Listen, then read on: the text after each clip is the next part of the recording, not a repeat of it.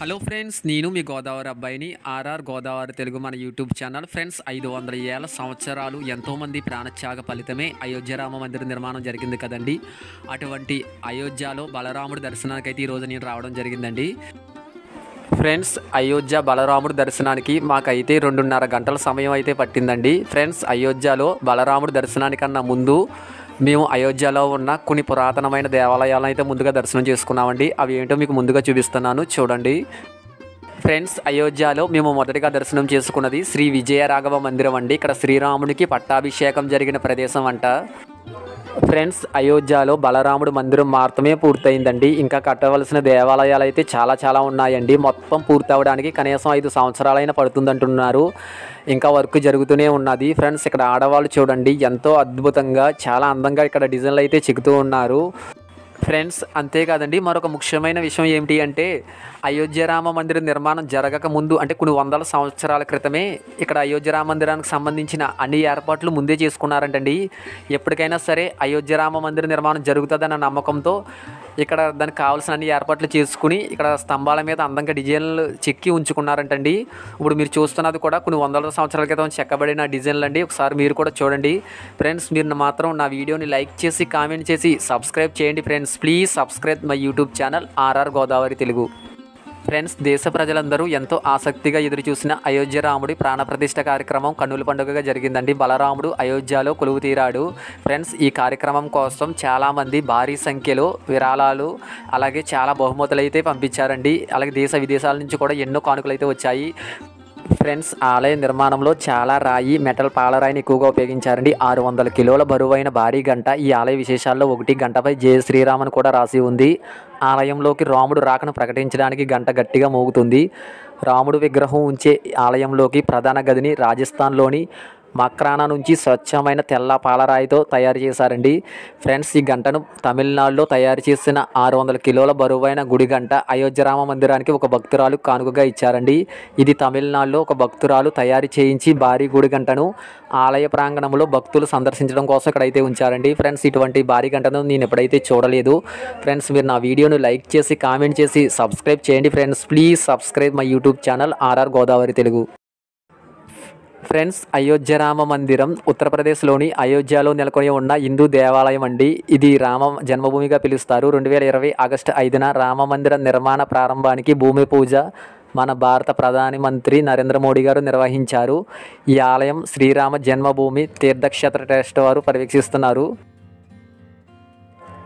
Friends, 2024 జనవరి 22న బలరాముడు రామ్లాలా ప్రాణప్రతిష్ఠ జరిగింది. మధుర రంగు కృష్ణశిలపై రామ్లాలా 51 అంగుళాల పొడవుతో 5 ఏళ్ల బాలుడిలా విల్లు బాణం పట్టుకుని దర్శనమిస్తాడు. అయోధ్యలో రామాలయ నిర్మాణానికి 2020 ఆగస్టు 5న మధ్యాహ్నం 12 గంటల 44 నిమిషాల 8 సెకండ్ల నుంచి 12 గంటల 44 నిమిషాల 40 సెకండ్ల దాకా ఈ కార్యక్రమం పూర్తవుతుందండి. గర్భగుడి ప్రాంగణంలో 40 కిలోల వెండి ఇటుకను స్థాపించారు. ఫ్రెండ్స్, శ్రీ విజయరాఘ మందిరం శ్రీరాముడికి పట్టాభిషేకం జరిగిన ప్రదేశానికి అయితే ఇప్పుడు మేము రావడం జరిగిందండి. ఫ్రెండ్స్, ఇది మన ఉత్తరప్రదేశ్లోని ఒక ముఖ్య పట్టణం అండి. అయోధ్యను సాకేతపురం అని కూడా పిలుస్తారు. అయోధ్య మన భారతదేశంలో అతి పురాతనమైన నగరాల్లో ఒకటి. విష్ణువు శ్రీరాముడుగా అవతరించిన ప్రదేశం అయోధ్య. రామాయణ మహాకావ్యం ఆవిష్కరణకు మూలం కూడా ఈ అయోధ్య అండి. ఇది ఉత్తరప్రదేశ్లోని సైజాబాద్ జిల్లాలోని సైజాబాద్లోని ఆనుకుని ఉంటుంది. అయోధ్య సముద్ర మట్టానికి 305 అడుగుల ఎత్తులో ఉంటుంది. అయోధ్య కోసల రాజ్యానికి రాజధానిగా ఉంటూ వచ్చింది. అయోధ్య శ్రీరాముని చరిత్రలో చాలా ప్రాముఖ్యమైన నగరం అండి. ఫ్రెండ్స్, మీరు నా వీడియోని లైక్ చేసి కామెంట్ చేసి సబ్స్క్రైబ్ చేయండి. Friends, please subscribe my YouTube channel R R Godavari Telugu. Friends, శ్రీరాముడు ఈ నగరంలో జన్మించినట్లు మనకు చరిత్ర చెబుతుంది. ఫ్రెండ్స్, మనం అయోధ్యలో చూడవలసిన ప్రదేశాలు అయితే చాలా ఉన్నాయండి. అందులో సరాయు నది స్నానం ఘట్టం అయితే చాలా బాగుంటుంది. అలాగే శ్రీరామ జన్మభూమి ఆలయ నిర్మాణం, అన్నదాన సమాజం, కౌశల్యాదేవి మందిరం, హనుమాన్ మందిరం, వాల్మీకి మందిరం, కనక మహల్, హనుమాదాలయం, శ్రీరామ జన్మభూమి. ఫ్రెండ్స్, అంతేకాదు మరికొన్ని దేవాలయాలను కూడా మనం ఇక్కడ దర్శనం చేసుకోవచ్చు. ఈరోజు నేను శ్రీ విజయరాఘవ మందిరం శ్రీరాముడికి పట్టాభిషేకం జరిగిన మందిర దర్శనానికి అయితే వచ్చానండి. ఇప్పుడు లోపలికి వెళ్ళి మీకు చూపించబోతున్నాను. ఒకసారి మీరు కూడా చూడండి. ఫ్రెండ్స్, ఈ దేవాలయం అయితే చాలా బాగుంది. ఇది అతి ప్రాచీనమైన దేవాలయం కాబట్టి లోపల చాలా చల్లగా కూడా ఉంది. ఫ్రెండ్స్, ఈ దేవాలయం లోపల సీతారాముల లక్ష్మణ సమేత శ్రీ ఆంజనేయ స్వామి వారి విగ్రహాలతో పాటు అలాగే శ్రీకృష్ణుడి విగ్రహాలు కూడా ఇక్కడ దర్శనమిస్తూ ఉన్నాయి. ఫ్రెండ్స్, ఒకసారి మీరు కూడా చూడండి. ఇక్కడ ఈ దేవాలయం అయితే నాకు చాలా చాలా బాగా నచ్చింది. ఫ్రెండ్స్, మీరు నా వీడియోని తప్పకుండా లైక్ చేసి కామెంట్ చేసి సబ్స్క్రైబ్ చేయండి. Friends, please subscribe my YouTube channel R R Godavari Telugu. Friends, మేము అయోధ్య మందిర దర్శనానికి వెళ్ళినప్పుడు మేము ఏ విధంగా మోసపోయామో ఇప్పుడు మీకు చెబుతాను. ఎందుకంటే మాలాగా మీరు కూడా మోసపోకూడదనే ఉద్దేశంతో చెప్తున్నాను. అయోధ్యలో కూడా మోసం చేసే వాళ్ళు అయితే చాలా మంది ఉన్నారండి. మేము అయోధ్య దర్శనానికి ముందు పూరి, గయా, కాశీ దర్శనానికి అయితే వెళ్ళాము. మేము వీటన్ని చూడడానికి ఒక బస్సు అయితే మాట్లాడుకున్నామండి. ఫ్రెండ్స్, అంతేకాదు ఈ బస్సు వాళ్ళకి అయోధ్యలో ఉన్న ఆటో డ్రైవర్లకి కూడా వీళ్ళకి లింక్ ఉంటుంది. అందుకే ఏంటంటే వీళ్ళు మనకి అయోధ్య వరకు కూడా తీసుకెళ్లకుండా అయోధ్య దగ్గరలో మమ్మల్ని బస్సు అయితే ఆఫ్ చేశారు. అప్పుడు వీళ్ళకి సంబంధించిన ఆటో డ్రైవర్లు వచ్చి వాళ్ళు మమ్మల్ని టెంపుల్ దగ్గర తీసుకొస్తానని చెప్పేసి ముందే డబ్బులు అడుగుతారు. ముందు అయితే డబ్బులు అయితే ఇవ్వకూడదు. ఫ్రెండ్స్, అయోధ్యలో బస్ డ్రైవర్లు, ఆటో డ్రైవర్లు మనల్ని ఏ విధంగా మోసం చేస్తారో ఇప్పుడు చెబుతున్నాను. ఫ్రెండ్స్, మనం అయోధ్యలో బస్ డ్రైవర్లు పార్కింగ్ ప్లేస్ అని చెప్పేసి ఒక ప్లేస్లో ఆఫ్ చేస్తారు. అది పార్కింగ్ ప్లేస్ కూడా కాదు, అక్కడ ఆటో డ్రైవర్లు మాత్రమే ఉంటారు. అలాగే ఒక గైడ్ కూడా రెడీలో ఉంటాడు. ఈ బస్ డ్రైవర్కి ఆటో డ్రైవర్కి మధ్య లింక్ ఉంటుంది. వీళ్ళు ఏం చేస్తారంటే ఆటో డ్రైవర్లు బస్ డ్రైవర్లకి కమిషన్ అయితే ఇస్తారంట. అలాగే ఒక గైడ్ కూడా ఉంటాడు. మనకి టెంపుల్ అన్నీ చూపిస్తానని చెప్పేసి మనకి మనీ అడుగుతాడు. మనసుకు వచ్చి 270 రూపాయలు అలా అడిగాడు. అలాగే ఆటోకి వచ్చి 9 మందిని కూర్చోమంటాడు. ఫ్రెండ్స్, అంతేకాదు ఈ గైడ్కి ఈ ఆటో డ్రైవర్లకు కూడా కమిషన్ ఉంటుందంట. అలాగే మన ఫోన్లు, మన వస్తువులు ప్రైవేట్ లాకర్లో పెడతారు. అక్కడ కూడా మనం మనీ ఇవ్వాల్సి ఉంటుంది. అలా కాకుండా మనం డైరెక్ట్గా టెంపుల్ దగ్గరికి వెళ్ళిపోయి అక్కడ టెంపుల్లోనే ఫ్రీ లాకర్స్ ఉంటాయి. మన విలువైన వస్తువులు, ఫోన్లు, చెప్పులు కూడా అక్కడే పెట్టుకోవచ్చు.